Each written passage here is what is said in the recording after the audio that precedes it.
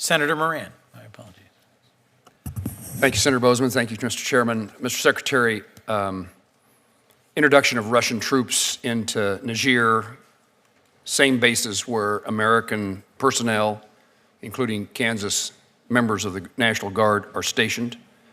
What's being communicated to the junta in Niamey to make certain our service members are protected? And what can you assure me about our pending withdrawal, that it will be safe and responsible? Thank you, Senator. My number one priority, the number one priority of the Secretary of Defense, in this case, is force protection or personnel protection. And particularly in a situation like Niger, where, yes, we had a coup, we sought to reach an agreement with the junta or the government that exists now about staying. We haven't been able to reach an agreement that meets our needs, but we've been absolutely clear with them about the imperative of making sure that as we pull forces out, we do it in a way that is safe and secure for those forces, just as our embassy personnel needs to be protected. We have assurances from that government about that, but my number one priority is making sure that whatever happens as we proceed with bringing forces out, it's done in a way that protects them. I think I read in the general press about a September 15th date for departure. That's correct. What's that based on? Why from now until then? Basically, the amount of time it takes to do it safely, securely, to retrograde all of the material that's there. Again, to your point, we also want to make sure that we not only bring our people home, we bring all of the equipment home, technology home, because we certainly don't want Russians or Russian proxies getting a hold of that. Related but concerning is we've spent billions of dollars in security assistance for countries across the Sahel, including training their militaries. I think we've seen 5 coups by the very military that the U.S. is training since 2020, and the numbers I've seen suggest that terrorism-related activities grow by 2,000% in the last 15 years. What is it that we need to do to change our policies, and where do we go? Emphasis on security assistance versus governance, peace building, conflict resolution. Yeah, I think you put your finger on something critical, which is that as necessary as the security and military assistance is, it's not sufficient. And a more comprehensive approach that gets at trying to build government capacity, institutions, transparency, economic development, social needs, all of those things are imperative if we're actually going to have something that's sustainable. So we have some comprehensive plans in place to do that. With some of the countries surrounding the Sahel, we have the Global Fragility Act, thanks to Congress and indeed many members of this committee, that gives us both the means and the long-term approach to try to help build that up. Because I think if we don't, all the security assistance in the world is probably not going to work, and we're going to be on the wrong end of what you've just described.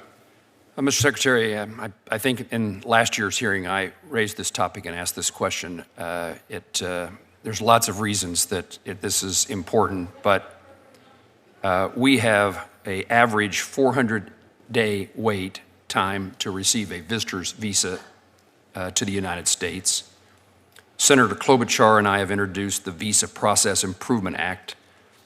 I'm reminding you that we have the Olympics coming to the United States, FIFA World Cup in 2026, 11 cities, including Kansas City, are hosting these events.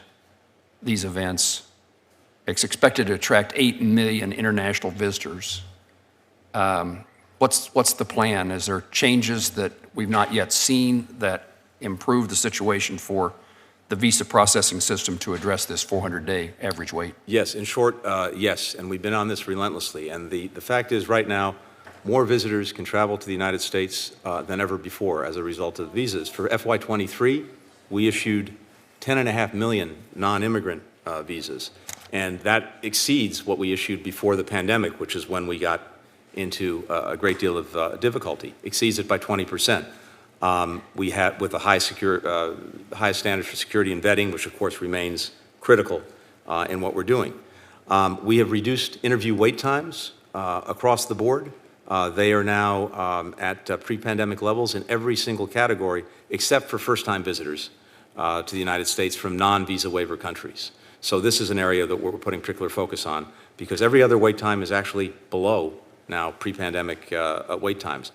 The processing times that are most impactful to our economy, whether it's students, temporary workers, business travelers, all of those wait times are actually down. So we have to focus on, and we are focused on, the first-time travelers who are not coming from visa waiver countries. We have dedicated extensive resources to this to make sure that both in our embassies and back home, we can do what's necessary to process people, process them quickly. Is there any evidence, Mr. Secretary, that China has taken steps, tangible steps, to reduce the flow of fentanyl and precursor chemicals into the United States?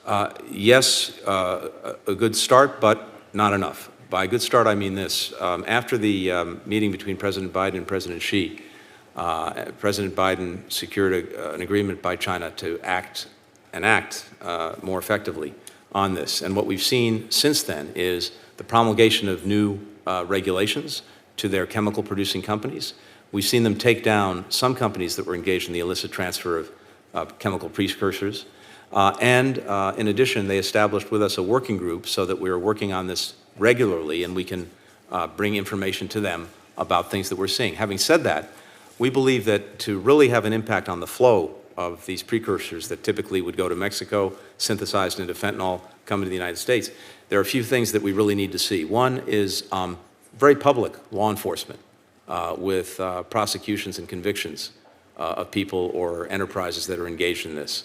Two, there are a number of chemical precursors that should be scheduled, that China at least theoretically has agreed to schedule, that they still haven't, thus making it more difficult for companies to divert them. And third, there is a financial nexus between some actors and entities in China and criminal organizations in Mexico in particular that they need to act on. Is China ambivalent, or it actually gains benefit from supporting the trade?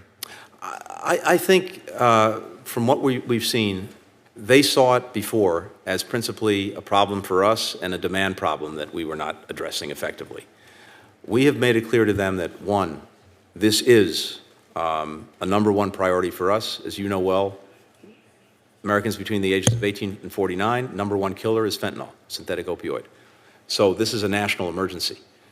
Second, what we've seen is that even as our markets have become saturated, these criminal enterprises are making markets elsewhere around the world, in our own hemisphere, in Europe, in Asia.